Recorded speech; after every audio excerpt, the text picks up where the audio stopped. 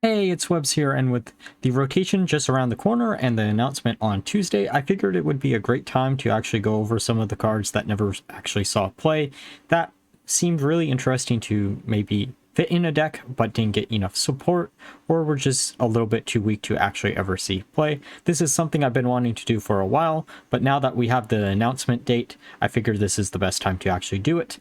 So we're going to do this in 3 videos instead of one. We can talk about each individual set separately, and mainly because of the fact that while I have been playing Hearthstone since release, it was a lot less consistent in the past when it came to actually playing the game. I think between the Dark Moon Fair set and the Battle Pass actually revitalized how much I actually played this game, especially because I always do love the Old God theme, and that was something that I was really looking forward to when they announced that set.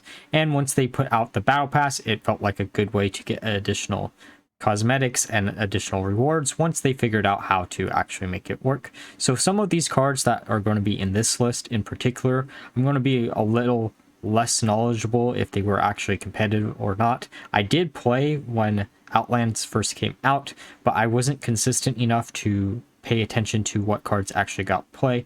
Though we're going to start with one card that hasn't really seen play, and I know for a fact, which is Coilfang Warlord. This is a card that I think has seen play in Proving Grounds, but it hasn't seen any play outside of it. It mainly suffers from the fact that it is a non-demon big minion in Demon Hunter, so it's not going to see any play because of the demon synergy that allows you to actually cheat out a bunch of big minions. And it's a really odd card to include in Demon Hunter because it is a Naga and it doesn't really fit thematically in this class. I guess in Legion there were some Nagas in the class hall for Demon Hunters, but it's still kind of odd, and I don't understand why this card was ever printed, especially because even afterwards, with all the Death Rattle support we did see for Demon Hunter, it wasn't directly supported. The only card that actually supports this is Proving Grounds. For the second card that we're going to be covering, it's going to be Isil Windsinger. This card was just outpaced by so many other cards that got printed later on. The ability to make all your spells cost 1 is actually pretty great. The issue is, when you have cards like Lady Andacondra, which makes all your nature spells cost 2 less, which is a less consistent making all your spells 1 cost, but this is still a lot more impactful given the fact that you can combo it out with a Celestial Alignment, which makes all your cards in your deck cost 1, and between these two cards, I think Isil actually just missed the mark. Sure, these cards came out much later into the rotation life of Isil, but at the same time, these cards are both just generally better than her, and I don't understand why they printed her in the first place. The next card on the list is Apex's Smuggler. This is a secret support card that discovers a spell whenever you cast a secret. The issue with this card and a lot of the other secret support that was actually printed in later sets is secrets don't really have that big of a payoff. Before the cards actually rotated out, I think it was in either Saviors of Oldham or the Descent of Dragon sets, I don't remember which, Secret Mage actually was kind of competitive. But this is one of those cases where they print a card to support a older deck that all the other cards are going to rotate pretty quickly after this card got printed, so it didn't have that much time to shine in the spotlight. It's really interesting to me that they keep doing stuff like this, where we'll see one card that supports a deck right as everything's about to rotate out, and it's really frustrating to see from a gameplay perspective, but at the same time, I guess it makes sense if you think about the fact that they don't want the same decks to always be competitively viable. But at the same time, especially with this, and this will be continued on in the Dark Moon Fair deck, secrets got a lot of support, but no new secrets that were actually worth playing. And the main issue with Secret Mage, in my opinion, was the fact that there's no really cheap secrets.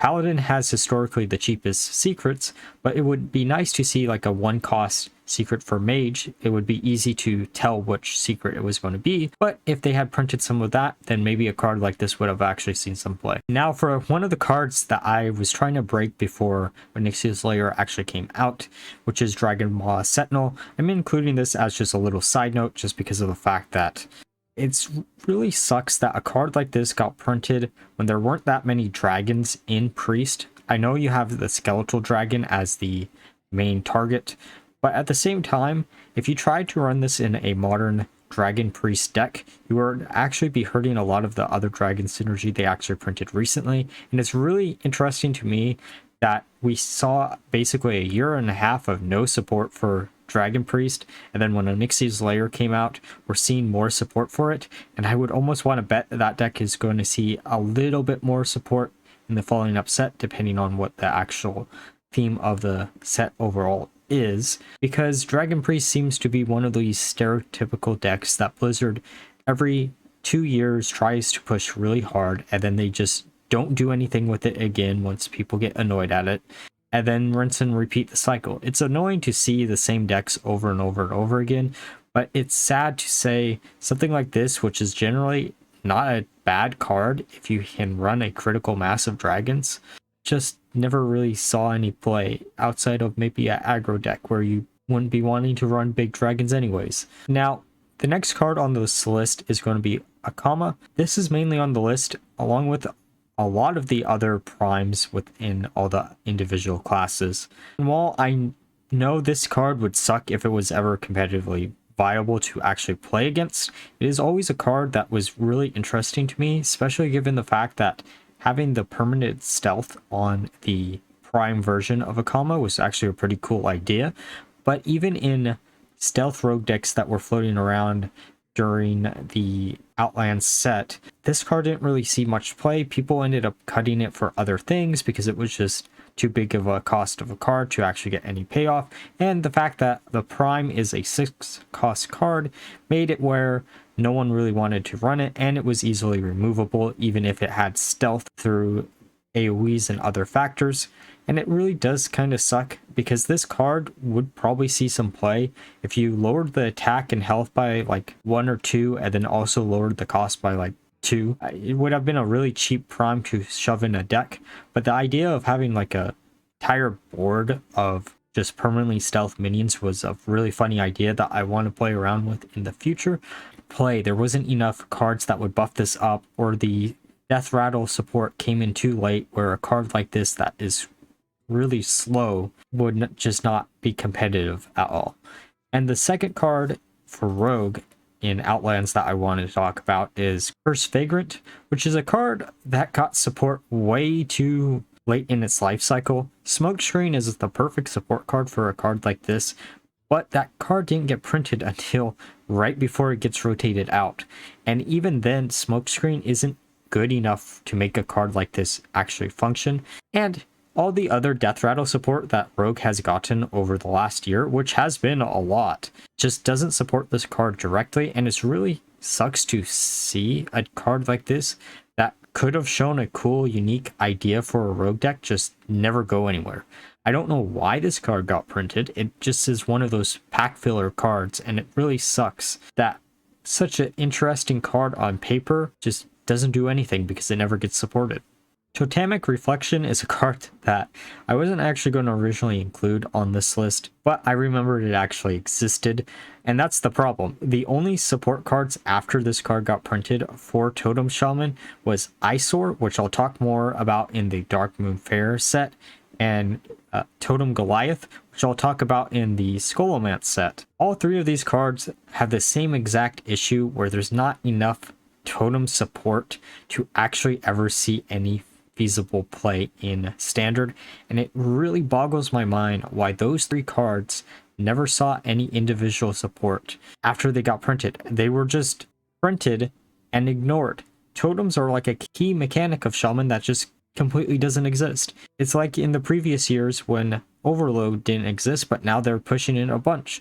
I wouldn't be shocked to see a bunch of totem support once Eyesore rotates out, which is really frustrating because these are some of the cards that I really like using. They're just not viable. Ebonlock is the second prime card that I try to make work a lot.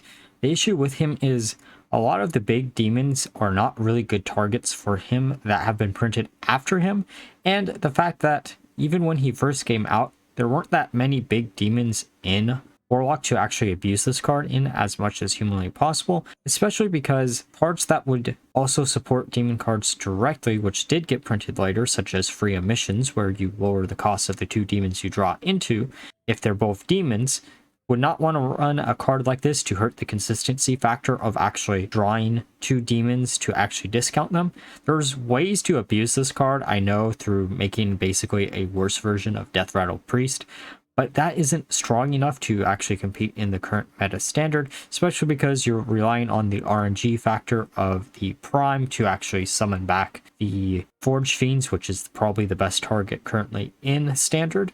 It really sucks to say a card that has a lot of potential like this, because it does make your demons cost 1 less, doesn't see play because it's anti-synergistic with a bunch of the other support that big demon Warlock actually saw. Trap Golem is another example of a card that got printed that saw little to no support for the entire 2 years it was actually into rotation.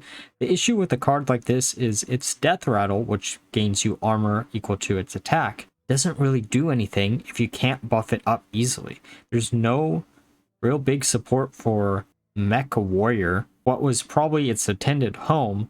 The best home that it probably could get, given the support cards that we actually saw later in the rotation, would be Menagerie Warrior with Conditioning as a way to buff up all your minions in your hand by a bunch. But even then, it's not strong enough, and it costs too much for such a pitiful Death Rattle. Sure, it is a taunt, but at the same time, there's just better taunts out there that cost less. The final card that I'm going to go over is Waste Warden, which does 3 damage to a minion and all others of the same type.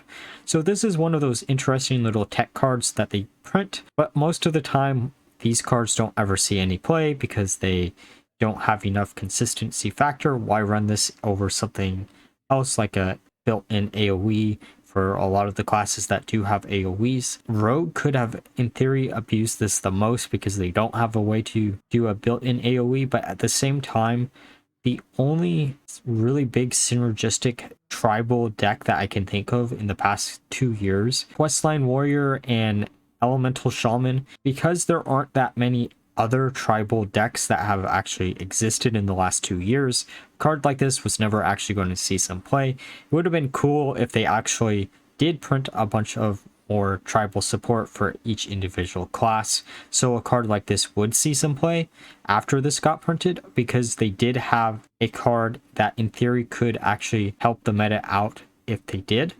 Even if you lowered the cost by 1 and then you decided to print the additional tribal synergies for each individual class, I think this would have seen a lot of play, but because there wasn't that much tribal decks in Hearthstone while this was in standard, it never really saw any play overall. And that is it for Outlands.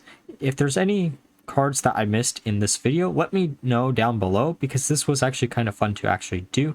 I know there's some other cards that I didn't really talk about that I probably could have. So, like always, if you enjoyed the video, please leave a like, comment, and subscribe, and until next time, bye-bye.